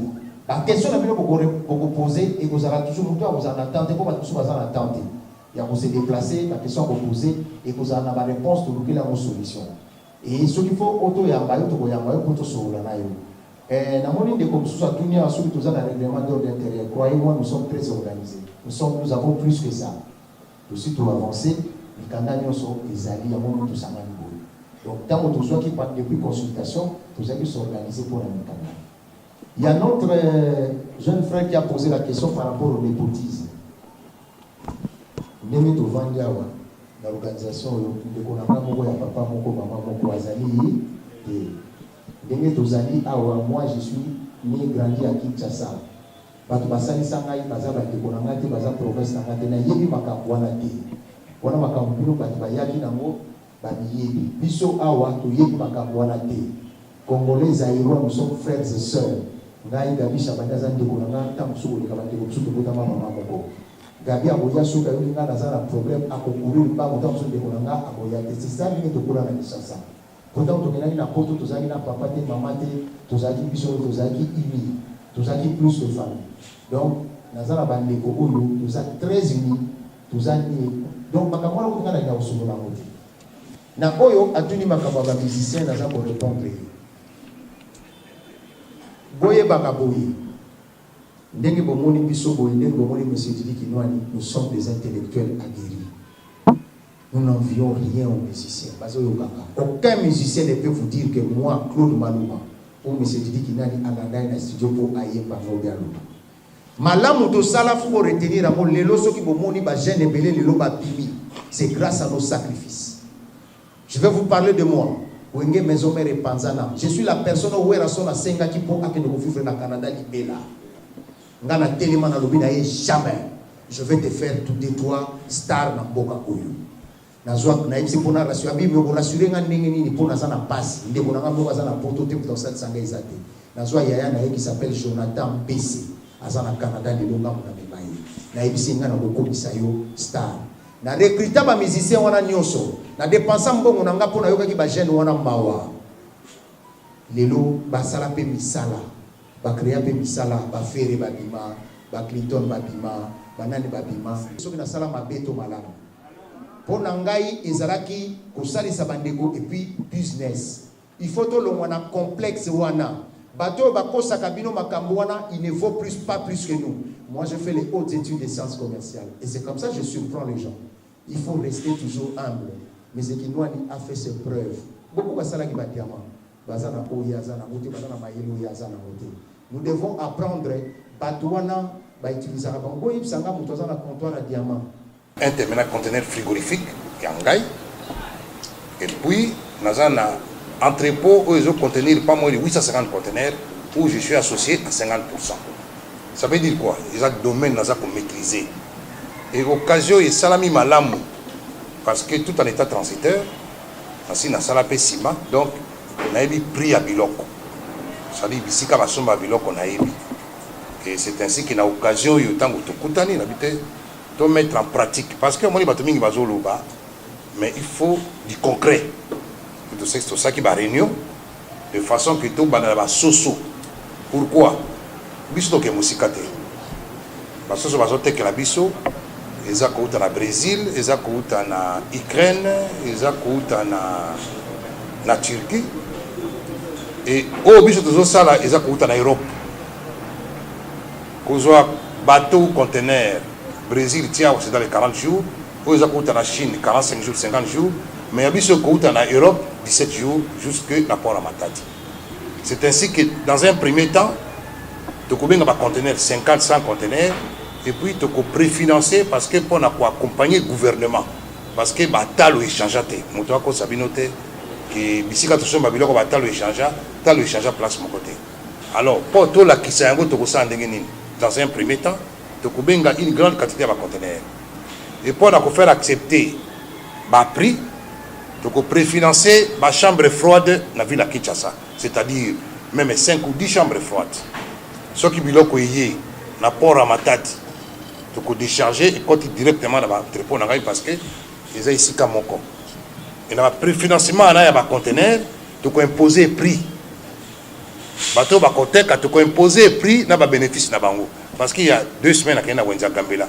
Parce que la maman na bateka ba soso na yebi combien ba gagnaka. Et toko senga intérêt belete pourquoi? Parce que les lois sont ici 1 million de poulets. 1 million de poulets. Et que besoin a 50 cents de bénéfice. 1 million, ça fait 500 000 $. Si vous avez $1 de bénéfice, ça fait $1 million. Alors, si vous avez ici que vous avez belé. Parce que vous vendez à ceux qui sont ici 100 personnes, 100 000 $. 10 personnes, ça fait $1 million. Si tu dis 100 personnes, tu as 100 000 $. Ça fait combien? 10 millions $. Donc, on dit que tous les qui n'ont pas de bâtiment, alors, bis tu as la bâtiment. Tu as biloko moko bio, tu as bien, et puis ça continue. Et là, vous avez dit que ça, a une importance, c'est là que tu sali pourquoi. Heureusement que nous avons sali ici.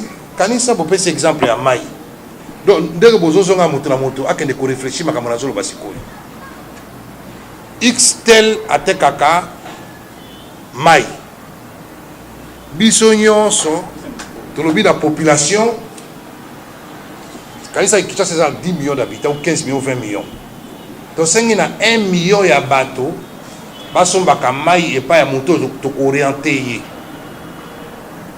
C'est-à-dire, il y a $1 ou 50 cents ou 30 cents, mais tu ne peux pas moto. Donc, on dit que c'est parce que l'opérateur économique, il y a un bateau, parce que on dit ça. Bateau passi, tu vois qu'on passe un mot d'ordre qui va se mettre sur le bloc et pas mon totem, tu vas au battre. Donc, moto à réfléchir. Ça veut dire que ils ont créé des millionnaires, il y a solo, il y a le coutate. Parce que tu es orienté, il y a un somba. Il y a un soso, il y a un soso, c'est pas naïf. Quand c'est dans la ville, c'est pas soso, pas naïf. Millionnaire.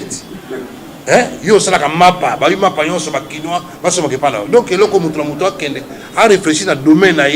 Ngala teka kanini comment c'est fini.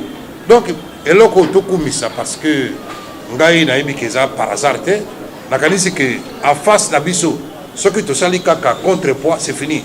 Donc ngala baka muke wana ke eloko eza mukete et puis ngala ebisa question Gilles la posaki non biso combattre côté biso to kotia ba produit ya solo natalo ya solo c'est fini. Moto a comment on a que prix na biso moins cher population ko landa yango esili parce que nako pesa bien exemple ngala sala ciment na Turquie ça coûte $2, ciment randi Matadi dédouané c'est $4, transport à ciment sac moko jusqu'à Kinshasa c'est $1, ça fait $5.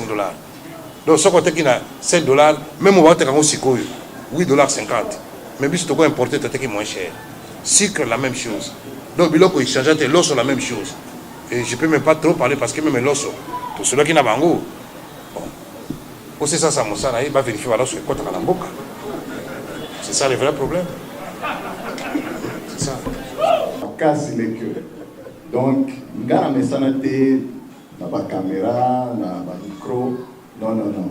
Mais, dans l'équipe, pour la précision, moqué kaka. En tout cas, pour remercier nous, vraiment pour répondre. Dans le moment où il y a un système qui n'a depuis mais est-ce que on a plus que ça reçoit conscience mais la PCA raison de l'eau en tout cas pour m'y mettre la main au final si vous voyez slogan où le barakeo RDC et l'Obamakas vous voyez la slogan à PAM tolingi penza ekoma enoko ya solo na utakoloba tanto tobimaki concertation kuna na mokonzi ya mboka ndeko na biso ndeko Félix donc nalobaki mboka moko te ekodevelope na kati ya mokili oyo sans Nkita, donc sans que homme d'affaires, opérateur économique, bino ndenge oyo et yesibino a. J'espère que vous voyez pour la politique. Voilà. Le là, vous conscience. Chaque fois que vous avez bilenge, les jeunes, vous savez toujours que yo salani. Mon amour, non, tout ça, alimina kabelaye, mbongo ya pamba, après, akenda somba Weston. Mais, eza malamu te.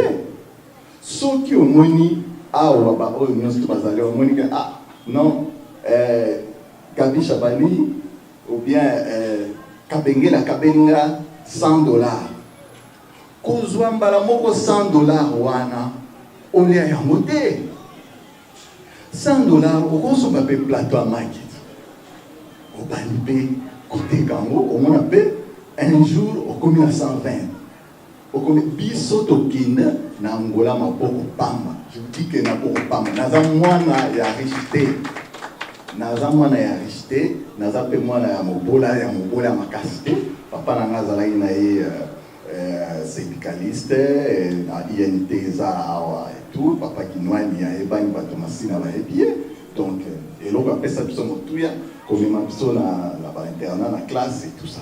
Tant que tangi apoti bani délai, mais nga ambition ezalaki kake non nga fona koma mutala ya mwana na kende ki nazwi risque ya kokende ti Angola nalingi bokanga ke ndenge boye awa mutu na mutu akoma homme d'affaires ya mene mutu na mutu bopesa misala biso to ana motembe topesa toza na bokanisa te que oh non mais parce que Didi Kinwani petit 100 000 kuna et tout ça non motema basi comme on a bandeko bazo souffrir tant on souper na moi 1 million mais na longo de 100 000 na nenga dim na pesa bandeko moko bazo souffrir ezande na motema tozo ko pesa et tout ça mais bino bo créer ba misala na mona ke étudiant moko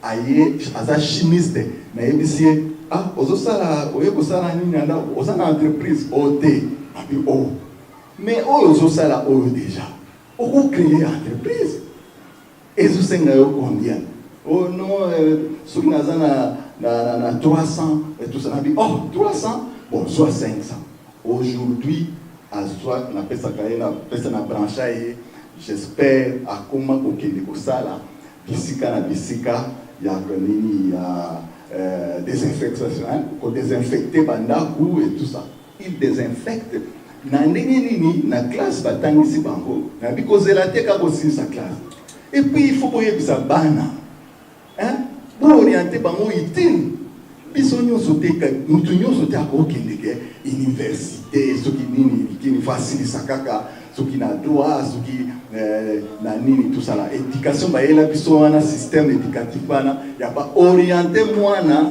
utile orienter leki na yo utile donc na maçonnerie na ébénisterie na nini msala moko et puis ozoyebisa ye tango kotanga aussi si matière wana yo faut ma chef d'entreprise au créer ata misala misatu mine tout ça na sima na yo pe bato babika voilà eloko penza na sepele mingi na kopesa tout ça mais pour les musiciens pour identifier biso na ndenge ba musicien te oyo wana ezalaki 38 ans passé ba client ba elinga na Angola ba tekelinga diamant en face nanga ezalaki na bar moko mais na moni bango na sachet mbongo $200,000 ba tekaki ba kei na 200,000 wana kana kata sachet ba kuti bazo bi na musique bazo mela masanga bazuka basi bazo sans se sentir même pas l'insécurité que barozo bango tout ça bazo yoka musique ba langue tout ça batonzo ka ba nga musique voilà na kei na bango na marketing côté musique na yebisi service na ngai ya marketing na bino il faut que banda sikoyo ko voter to votaka budget moko boye pona marketing bandeko na biso ya ba musicien. Et puis ba musicien oyo ba fréquenta biso en tout cas to benga bango ba musicien pamba boye. Mais ce sont des entreprises. Donc ben tu wenge musique wana au monaka tout ça. Ce sont des entreprises. Entreprise moko est créée, mibale Moussous est créé, Nisatu et tout ça. Les loba wenge ko ba combien. Voilà, besoin monter dans que ono bande non ba bande bona biso.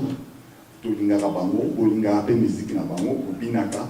Bango pe mutu ba mema baza ba ambassadeur na biso ba mema ko mona ya mboka na biso musika, même pour ba investisseur moussous ba découvrir ba ya awa. Ba peta ba grande salle, boyebi. Tout ça va sunga bango pambate.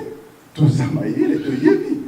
Sikoyo totiki mboka awa bolobi ono bakoti nzala et tout ça. Voilà nzala tozoluka ba solution nani ndeko pele mongo auti kolekao mo nyoso pona trouver ba solution nani président Malum auti kolekao abe auti trouver kaka ba solution pona nza poto zala ki distrait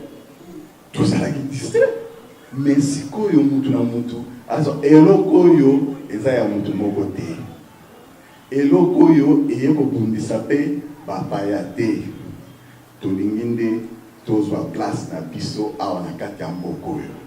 Voilà eloko na ngana ya Satino la mona. Je vous remercie, bon week-end na bino nyonso, nzambe abatela biso na santé malamu na suki wana. Chabani le corps nous avons peut-être bruité mais tout ça bon mais Chabani que c'est moi. Nous avons patron à Congo et dans l'entreprise de sociaux. D'abord, nous avons effectivement dit que l'association est contre les étrangers. Non. Les étrangers sont libres d'investir dans le monde. Pour preuve, je crois que vous avez la preuve allemand, il y a un chemin de fer, tout ça, nous avons associé la banque. Donc, les gens ils ont le plus grand investissement en Bourg en Abisso, ça le chemin de fer 10 000 km, investissement 25 milliards.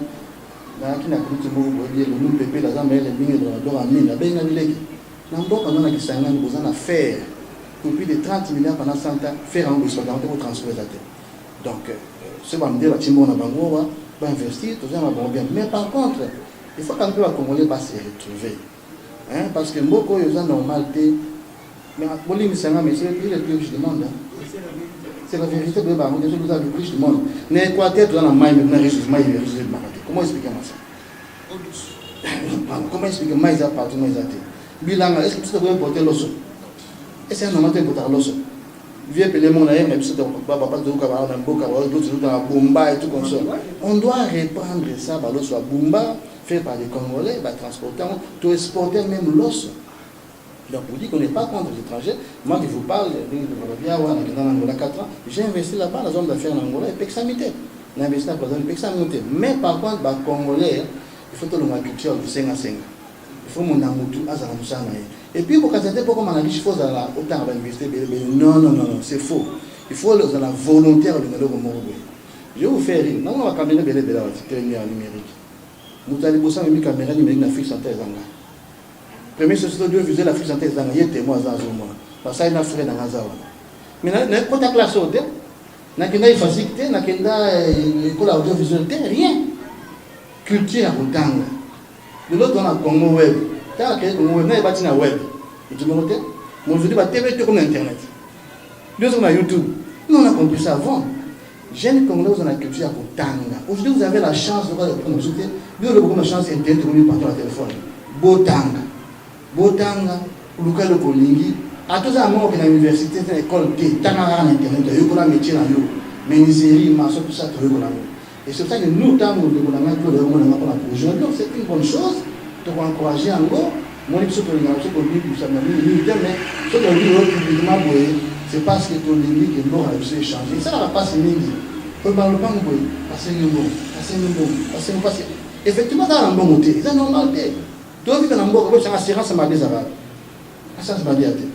Nous sommes comme tu as dit que maladie, on va dans la communauté. Vraiment, nous avons félicité le gouvernement pour dire que nous, on encourage ce projet. Et nous sommes européens à part de la télévision, mais la vérité, la plupart de la télévision, dans le format, petit nangai, tokobenga bato tana tout encourager projet toponi bon vieux ozana soso za royal malgré apesi prix soso moni za te biso te moins cher al baté de publicité aussi ma soso pas mta manuel encourager c'est comme ça donc dans le dans le bongo en tout cas la félicitations merci beaucoup mais ça aussi baya ou en tout cas on s'appelle Vraiment, on est très content. Les idées, ce n'est pas mauvais pour tout le monde. Donc, ça sera notre profit de nous, les Congolais. Vraiment, on est très fiers pour ça. Si ça va évoluer ou ça va continuer très bien, ça sera bien pour nous tous. Donc, c'est notre bénéfice puisque nous sommes des Congolais. Comme moi, je suis à Londres, ça fait 31 ans. J'ai fait beaucoup des affaires ici à Kinshasa, ça fait longtemps. J'avais de remorques, j'avais des boulangeries et j'avais d'hôtels. Et puis je suis en train maintenant de construire même des immeubles. Mais on n'a pas de soutien quelque part. Cette idée, ça va nous aider un jour. Ça peut aussi nous aider pour continuer à faire des idées que nous avons et puis des projets que nous avons pour notre pays. Le manquement que nous manquons toujours, surtout dans notre pays, problème des courants. Le courant, ça manque. Moi, j'avais des boulangeries, ça fait 8 ans passés. Bon, j'avais bénéficié au début. Le problème que nous étions, les problèmes de courant. Avec de l'eau, s'il n'y a pas de courant, vous ne pouvez pas évoluer très bien. Donc il faut avoir surtout de courant dans notre pays. Il faut les SNEL, qui peut nous aider, les gens de l'économique. Donc il faut qu'ils puissent nous aider aussi. Si sans courant, nous ne pouvons pas évoluer très bien. Si vous avez des boulangeries, des chambres froides, comme on a parlé ici à propos des chambres froides, si nous manquons toujours de courant, rien, ça va évoluer très bien. Un appel en lingala, diaspora, on Rolanda, initiative bon, pour la bandeko, les initiatives sont très bien, c'est pas ici bisonioso. Les idées à m'embêter pour le développement, surtout le président qui soutenir en haut. Bako aider bisoka ba faire kamboka oyo depuis to bandako ya na Kinshasa ba faire auto sali toza na ba baisse mingi baisse utaki mingi kaka na ba courant. En parlant toujours de courant, ceux qui couraient ça bien en mboka il faut évoluer très bien. Nayebi que biso tout toza ba congolais biso tout toza na souci à courant. Pourquoi tu as la même match ya pas au monde à courir qui aux même place à continuer match. Il y a des chambres froides, il y a des boulangeries, il y a des blocs à miner. Il faut toujours courir ça. Le souci d'anga, les pour basa la courant. Ce qui courant est vendu et que vous allez bien pour la biso, tout évoluer bien. Le lot aux autres ont des immeubles, aux autres chabat, aux autres na carte, mais même les locataires, les autres bundana. Tu es obligé de faire un forage. Comme le peuple a vivre dans le forage, le peuple fait vivre dans le maïs d'ailleurs, la régie des eaux. Mais ceux qui ont vivre dans la maïs, la forêt, tout le monde a une parcelle, puisque pour le manquement, il y a le maïs. Donc c'est ça. Merci beaucoup. Vraiment meilleur, ce n'est pas pour rien que je suis arrivé ici, parce qu'il y a notre pays, on dirait que ce n'est pas notre pays. Et on dirait que nous sommes un peu comme les étrangers dans notre pays. Et le pays le plus riche, peuple enfamé. Et c'est puis cela, quand le président il nous a réussi, il a dit en Lingala, na lingi binu sont beaucoup de millionnaires. Ah, on a beaucoup de millionnaires. On a beaucoup de millionnaires. C'est puis cela, quand j'ai suivi le président Chabani, il m'a appelé avec le président Claude Malumba, qui ça sera la première sortie officielle. Je suis là pour encourager l'initiative. Nous sommes les opérateurs culturels, l'homme d'affaires. Ce n'est pas pour rien, on est là. Nous sommes l'opérateur culturel, l'homme d'affaires. On doit s'y mettre. Quand on dit le musicien c'est un showbiz. Hein, nous, c'est l'opérateur. Moi, j'ai des studios de musique à Paris. Même le pauvre Jacob Levaroué, dans leur 40e anniversaire, il a fait l'enregistrement chez moi, il a proclamé chez moi. Il est décédé, je présente même mes condoléances à groupe Kassav. Il a fait l'enregistrement chez moi dans mon studio, à Paris, à Épinay. Donc nous sommes... Quand on voit déjà que Kassav va enregistrer et pas dans c'est considération. Nous avons l'odeur de Betsar Mangwa. Donc musique est showbiz. Mais nous avons interpellé un peu les Congolais. Dans Lagos, ceux qui ont piraté disent qu'il y a musicien moko, babomio, dans Lagos. yango moni ba musicien na baza ba millionnaire parce que les cas na parlement mais awa ndenge bino so sala nana sombaka lelo disque personne nyonso za pirate na ba clé SB banini mais kota na mutu ya ba étranger que il faut somba disque pour na ba musicien bazala na mbongo mais lelo moni awa na kata san ba parler on dirait ba musicien baza binemi na bango on moni un peu ça mais or que za showbiz to bunda siko ndenge na bimia bokolanda kalate na ke ko sala nzembo ndenge balobi ke guerre ezali pour les canaba chaîne na bino nyonso to sala ke batu ba s'adhérer et belé ba ya po omoni déjà balobi ke soki bozui crédit okozong ça na 5 ans 10 ans mais homme sou ezalaka ozui crédit lelo ozui crédit ba pesi yo 1 mois ba ndo komelo zong ça neti nga zo accrédité vraiment initiative merci président Malumba merci président Didi Kinwani na équipe nyonso Chabani Record na ba ndeko nyonso do bazana idée en tout cas merci botinda nga bali tini to kopesa d'abord je pense que boyebi président Didi Kinwani boyebi président Claude Malumba boyebinga bosubo kabiso makambo ya okeo to sali mabe o bakangi non nous sommes des gens sérieux nous sommes moni ko vana na mboka o ya Congo pendant mbula na mbula 5 euros ka oyibi mbongo 5 euros de filo quoi aux facilité donc nous sommes sérieux et nous voulons quand même que les Congolais puissent la moins vie moins un peu moins bien hein, nous sommes le peu qu'on peut faire dans moi temps que de ça toutes les structures pour que nous n'avons pas à un peu moins crédit crédit la banque na biso les taux sont élevés crédit 15% 20% ça on est mais si on a crédit on a poto 3% 2% et demi c'est mieux donc on se bat par rapport à ça. Alors quel problème bino boyo résoudre justement parce que fait des gens là.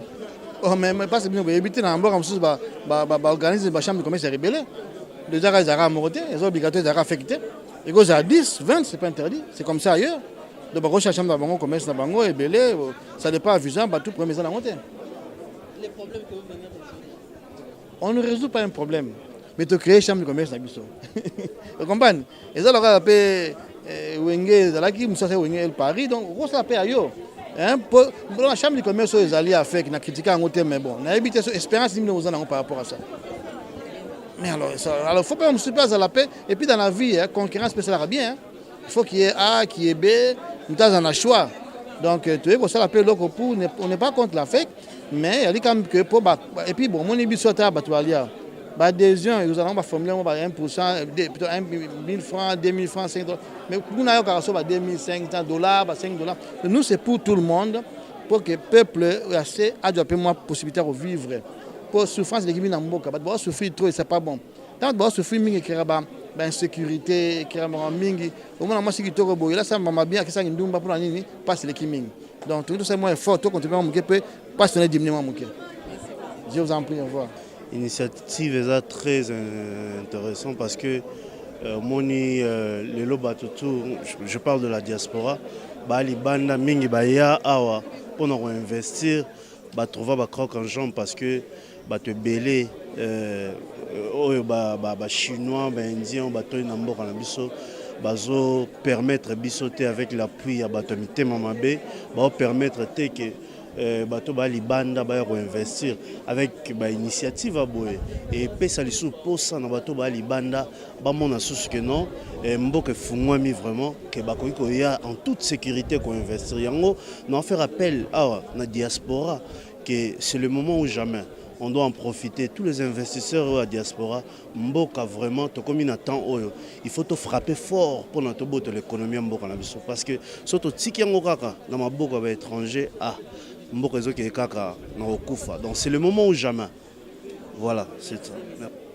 IVCD ndenge bolandi tolobi ke IVCD ezali chambre de commerce ezali ko la syndicat ou ezali ke ba congolais to uti ko perdre nkitana biso plus de 20 ans tozo mona su ba congolais te bolandi lelo muto moko alekiawa alobi ke akene ko zo marché na ambassade songolo awa ba afficher penza ke muto ko zo marché ko za la congolais te mais na mboka na biso et wana ezali exemple moko apesi ya muke ezana ba entreprise ezana biloko belé awa ba oyo bazala ki censé bazala na fédération ko défendre ba congolais wana bazalité baza ko sala eloko te et biso to décider to défendre yango to la kisake to sangana bomoko na bomoko to zala fort to luka moyen ya kozongisa nkita na maboko ba congolais to moni ke ba congolais oyo bazalaka ko représenter ba congolais bazalaka fierté na biso papa dokola sala banque azalaki moto moindo ya liboso o asala banque na Afrique banque na ekendaki tina ba ekolo mususu tozalaki na papa Jean Mbemba azaki congolais oya bato mwindo oyo azalaki na compagnie ya avion ezako kende tina Europe partout na Amérique na États-Unis lelo tokoma l'échec. Alors toza komona ke bato toyambi na mboka na biso pas seulement baza ko nyokola biso pas seulement baza ko se réapproprier biso ba salaire mabe ko beta ba congolais ko nyokola biso na mboka na biso parce que baza protégé par baya yango lokola tomoni ke mwana mboka Félix aza ya biso aza congolais kinwa lokola biso ayeba ba pasi na biso toyebisa ke tozo s'organiser pour yo o trouver ba solution na mboka na biso. Est-ce que aux alaté pour nous discriminer tout aux chasse ya ba étranger baza na mboka? Non, ils ont aussi quand on a passé les étrangers bazo sala musala na ba malamu. Tout ce que tozo senga que mibeko na biso ezala respecter.